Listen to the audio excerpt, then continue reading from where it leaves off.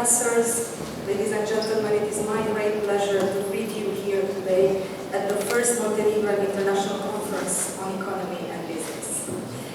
I am very glad to see representatives from so many different fields gathering here to discuss this important topic, probably one of the most pressing challenges of our time.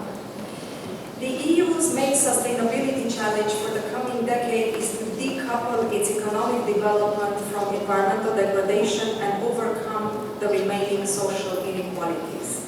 That is why the European Union and the member states are determined to deliver on the UN 2030 Agenda for Sustainable Development and its 17 Sustainable Development Goals in Europe and across the world, having placed the SDGs at the core of the EU international cooperation as they are outlined in the European Green Deal.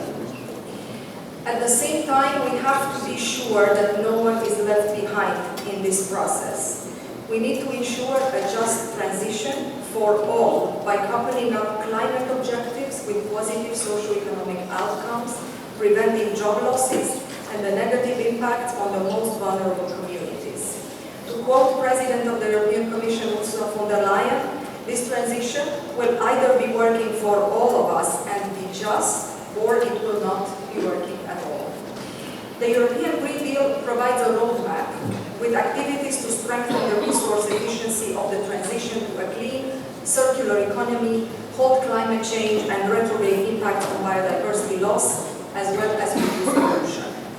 In this region, the European Green Deal translates into the Green Agenda for the Western Balkans, and it focuses on 5 pillars of action: decarbonization, circular economy, pollution reduction, sustainable food systems and rural areas, and the protection of biodiversity. The Green Agenda aims to become a driver of economic development precisely by promoting innovative and transformational policies focused on advancing connectivity and regional cooperation. So what does that mean in practice? What is the EU concretely doing to help green transition in Montenegro? First of all, we promote awareness raising, innovation and actions at the local level through cross-border cooperation programs and opportunities for NGOs and local communities. From protecting wildlife to sustainable tourism, you will see these projects all over Montenegro. We mobilize technical expertise to support the government in the preparation of key strategies and documents. We offer financial support to leverage the country's investments to fill environmental gaps and increase standards. In most Montenegrin municipalities today, the key environmental protection projects are funded by the European Union. There are different mechanisms we use to provide this support. Through the Western Balkans Investment Framework, the WBIF, we blend EU grants with those from international financial institutions. Investment grants from the EU budget are provided in a range between 30 and 70% of the total investment costs.